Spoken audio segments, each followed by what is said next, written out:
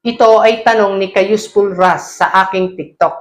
Shoutout po sa iyo, Kayusful. Salamat po sa pagtatanong mo. Kung pwede bang ilipat sa bagong page yung mga videos sa lumang page, tapos i-deactivate na ang lumang account. Magkaka-violation ba yon kapag na-deactivate na?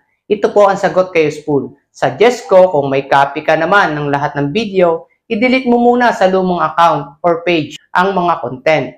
Kahit hindi mo i-deactivate ang lumang account, kung deleted na sa lumang account or page ang mga content, wala nang problema. At kung hindi mo dinelete ang mga content, gusto mo lahatan talaga ang pag-delete kasama ang old account or page, pwede naman. At kung sigurado ka na deleted na ang lumang account na sinasabi mo, pwede mo nang upload ang mga lumang videos sa bagong page. Dahil ang iniiwasan naman natin ay ang magkaroon ng copyright o unoriginal content.